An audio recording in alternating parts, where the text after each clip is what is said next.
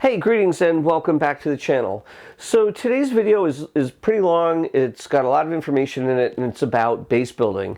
And before we go into all that detailed information, I just want to start by saying that the training process is really so wonderful and so interesting because at each phase of the training process, we are developing in ways that are really interesting and really satisfying as athletes. And I feel so strongly about that when it comes to the base building part of the year.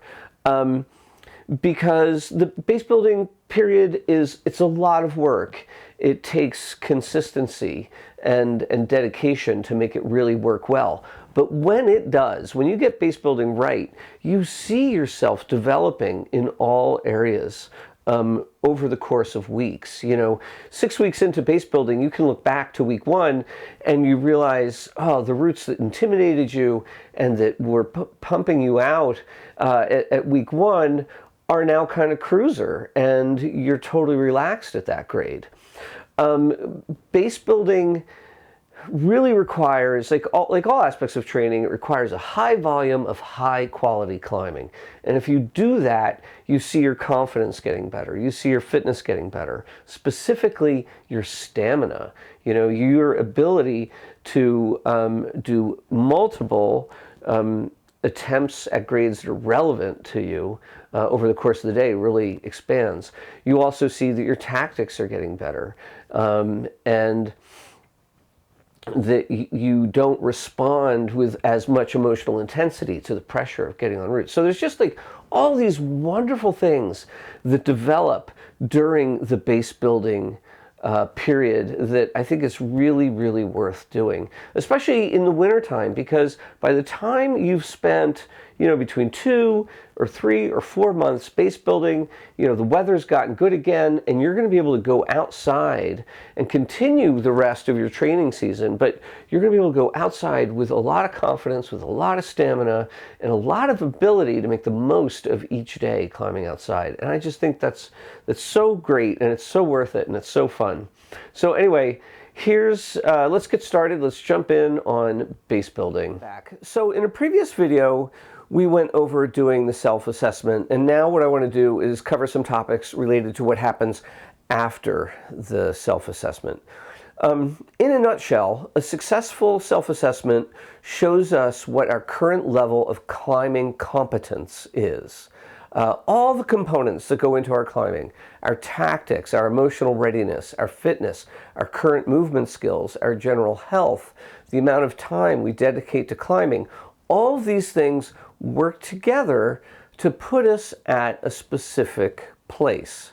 So after we collect the information in the self-assessment, we need to review it and understand what it's telling us, and then decide how to move forward. Now, in the majority of cases, building out the athlete's base is a really important first step, both in terms of achieving seasonal goals and also in terms of supporting future development.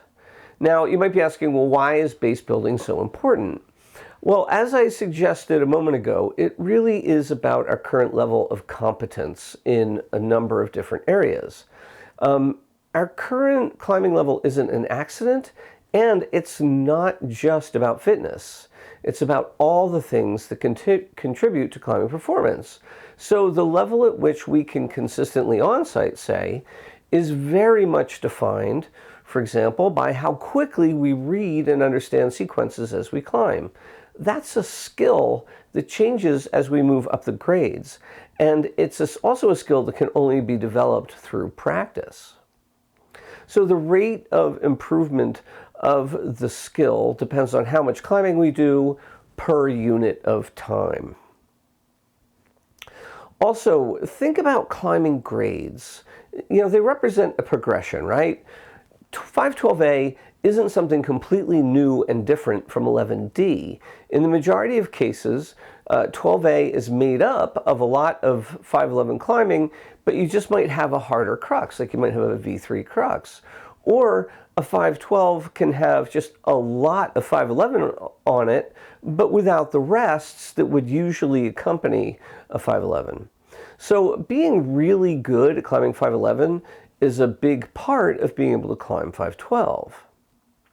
So it's with that understanding that I look at the self-assessment and ask, what is this athlete's base level? And what is their base level now?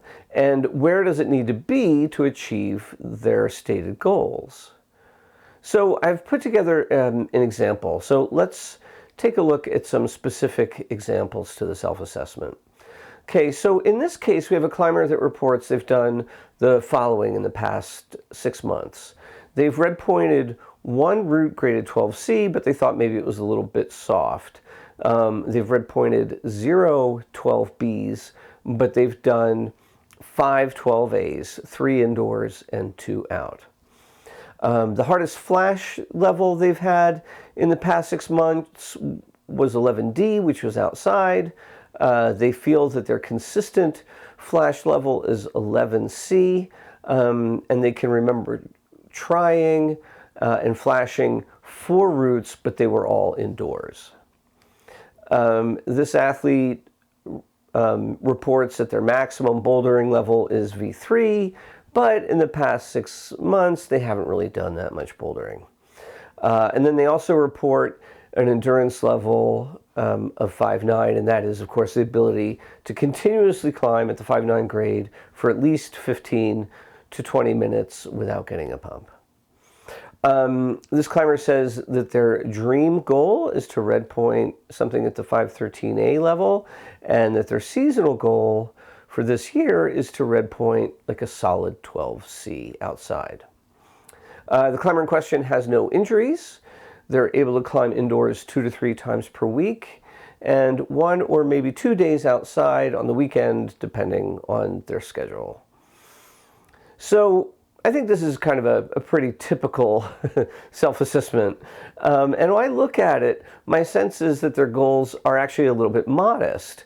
They're likely to achieve their dream goal in a single season if they're able to stay healthy, motivated, and climb consistently over the course of, say, the next 8 months. So in this case, the goal of base building is to give the climber a high volume of success at a level that's relevant to their development and their goals, and we want to give them the success in a condensed period. And I want to just sort of hit that note about success a little harder, because I think there's some climbers that don't understand the importance of success in their athletic development. Success at the right level is a powerful indicator of where we are in relationship to our goals. It also feeds us emotionally and shows us that we're developing in all areas and that we're ready for new challenges and are ready to step up to the next level. So let's take a look at what a base building plan would look like for this climber we're talking about here, having a goal of red pointing a specific grade. And in this scenario, we're going to emphasize basically 3 workouts. We're going to emphasize continuous and variable intensity repetitions on routes. We're going to emphasize arcing, and we're also going to emphasize continuous and variable repetitions on boulder problems. Now, CIR, VIR on routes. CIR and VIR mean, as I said, consistent intensity repetition and variable intensity repetition. And these workouts are designed to develop a base of skill, emotional toughness, and fitness, and to do it pretty quickly. Now, since the climber feels that their consistent flash level is 11C, but they only did 4 of them in the last 6 months, we're going to do a test. And what we're going to do is we're going to have the climber go down to the 11A level. And for their first attempt at continuous intensity repetitions, we're going to ask them to try to complete 8 routes at the 11A grade in a single climbing session. The routes can be ones that they know, or a mix of ones that they do and don't. All they have to do is complete 8 routes at the grade in the session. Now, how would we know that 11A is the right level for the climber at this time? And there are 6 criteria that we can use to determine this.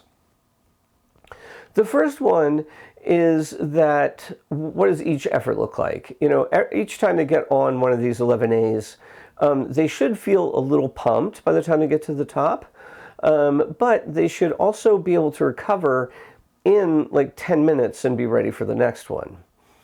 And even though, number two, even though the grade isn't getting any harder, the accumulated fatigue is taking the toll on the climber, and the routes later in the session are going to feel harder than the routes earlier in the session. The climber's also going to have to really focus and try harder to get through those ones later in the session, even though they're the same grade. Number three, the climber is actually able to complete all 8 routes at the grade, and we should also emphasize that the climber is choosing routes that they honestly feel are 11A. We don't want a bunch of overgraded 510s on the list. The number four, the climber is able to stay emotionally upbeat. They're not judging themselves during the workout. For example, as they get fatigued later in the session, they're not going to start saying things to themselves like, oh, I can't do it. They're going to be like, okay, I got this. It's going to be hard, but I can get through it. Number five, the climber is really tired by the end of the session. Their skin's hurt. They're glad to be done, but they were able to complete all the routes, and they're able to feel good about what they did. They're physically exhausted, emotionally tired, but also sort of upbeat and proud of the workout. And then the sixth variable is, can the climber fully recover in 48 hours or less? That's really important because you can do this workout in a way that it requires 72 hours recovery time. But I think pragmatically speaking, that's just a little too much. It prevents you from being able to do other workouts. So if all 6 of these indications are met, then the level of the workout was really probably appropriate. And what the climber is going to do in the next session then, they're going to repeat this exact workout again. And they want to note if anything changes. Does the second session feel any easier physically or emotionally? Did they recover a little faster? Do they feel a little less overall exhaustion at the end of the session? And the reason we're looking at those things is because if the second attempt at continuous intensity repetitions felt a little easier than the first, then in the third training session, what they're going to do is they're going to switch over to what we call variable intensity repetitions. And what that means is they're going to mix the intensity of the climbs between 11A and 11B. And it won't be dramatic, but what they're going to do is they're going to take a couple of the 11As, maybe ones they felt were slightly easier than the others, and swap those for 11Bs. So in their third session, they might do 6 11As and 2 11Bs, or they might do 7 11As and 1 11B. And then as they go through subsequent workouts week after week, they're going to continue that pattern. Each week, they might swap out just one 11A and replace it with 11B, so that over the course of a number of weeks, then they get to a point where all of the routes in the workout are 11B instead of 11A. So they have successfully raised their base level a full letter grade. And that might take, that could take 6 or 7 weeks to do that. And then the process will continue as the climber adds routes at the 11C level, dropping out 1 to 2 11Bs in each workout. And again, the total number of routes in each workout stays the same. The climber is just increasing the intensity over time. And over the course of months, what you're going to see is the climber is going to raise their base level from 11A to 11C or even higher. Now, with that being said, all training needs to be individualized. And the main thing to pay attention to when using CIR and VIR is how many repetitions you can really do in a session and recover fully within 48 hours. You may find that if you think about it, if you put in like 3 or 4 warm-up routes and then 8 repetitions, that's just more than you can handle. And that what you really need to do is back down a little and maybe do 5 or 6 or 7 repetitions as the main part of the workout. And that will provide a strong training stimulus and allow for recovery within 48 hours. So don't treat the numbers as written in stone. 8 repetitions is going to be too high for some, and 6 repetitions will be too few for other people. And also, I should say too, that a climber going through this, you might find that your first attempt at continuous intensity repetitions, you might do 5 11As and be completely smoked. Your skin is sore, you don't want to climb another route, you're done. But you may find that with time, you don't feel that way after 5 repetitions. You can actually handle 6 or 7 repetitions. I generally think that more volume in a day is better up to a point, and that point is all about your recovery. If you can't fully recover from the workout in 48 hours, then you're probably doing too much.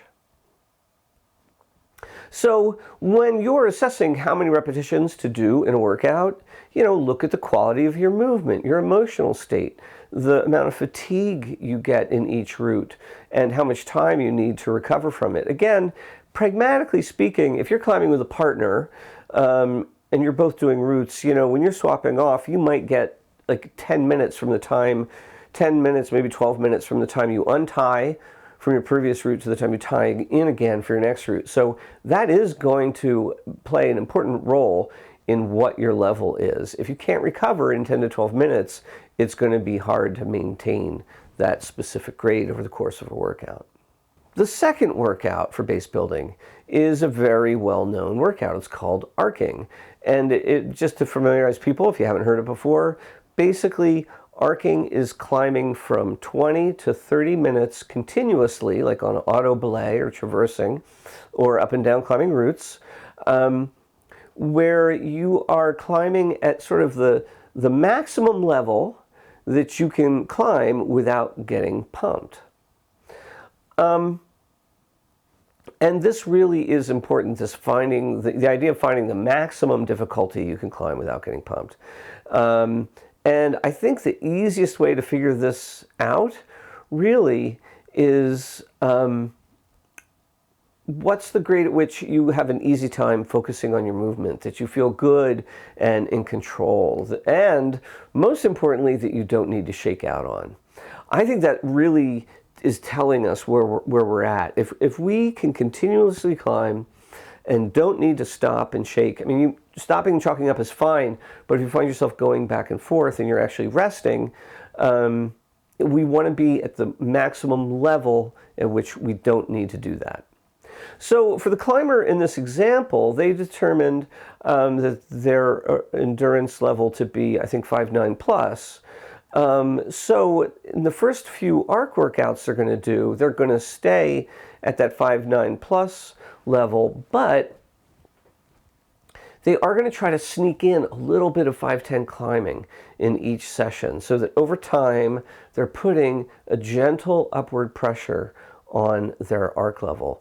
And it might be, you have to experiment, because let's say you're climbing at 5.9 plus and you throw a really easy 5.10 in. Well, if you do that and you do get pumped and you do need to start resting, then probably the next route you do needs to be like 5.8 or an easy 5.9 just to get you back to equilibrium.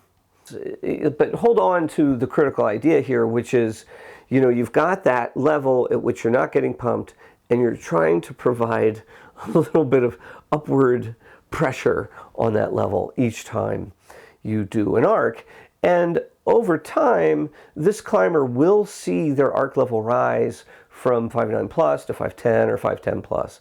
Let's go to the third workout that the climber in our example is going to be using, and that's CIR and VIR bouldering.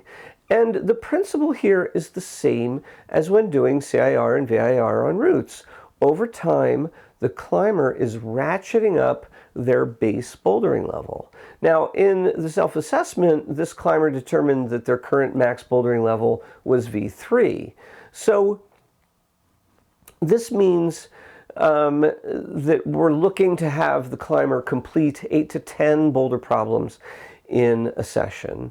And so the climber might need to drop down to V1 and V2. So they might, for their first attempt, they might try 4 V1s and 4 V2s for a total of 8 problems completed in one session. Now, one difference between doing VIR and CIR bouldering is that you can try each problem up to 3 times. Doing this on routes isn't practical. You really kind of have to do your routes first try. But because boulder problems are shorter, you might get a second or third try if you need them. But you just have to give yourself a little bit of rest. You might need like 3 or 4 minutes rest between each attempt.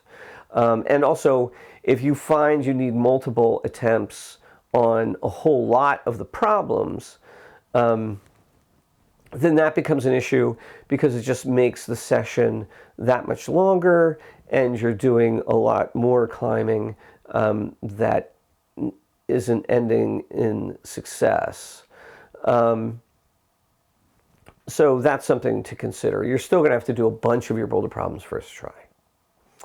So just like when doing routes, the cumulative fatigue is going to make the problems later in the workout feel harder. And when the workout is over, the climber should feel pretty worn out. Their skin should hurt, they should be tired, but feel good about what they did.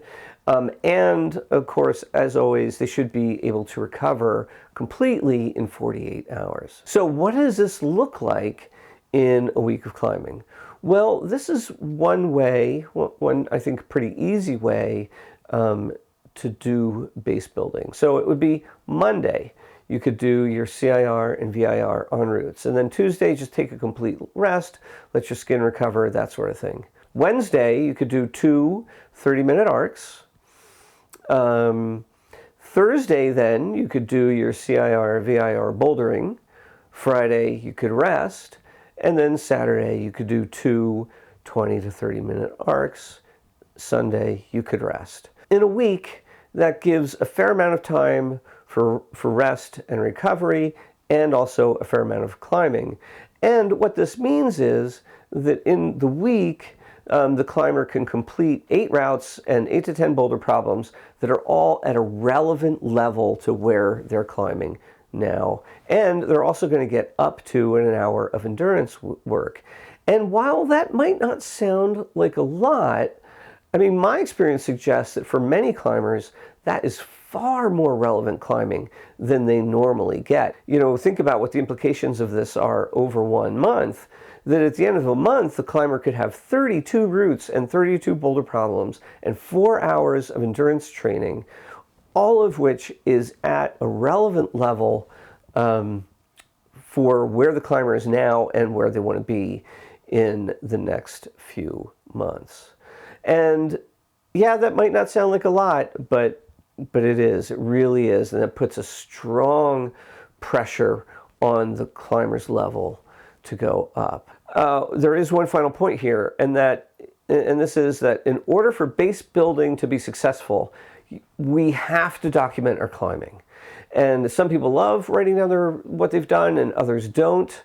But what you have to do, at the very least, is write down the day you climbed with the date, how many climbs you successfully completed at the necessary level, how you felt physically and emotionally about it.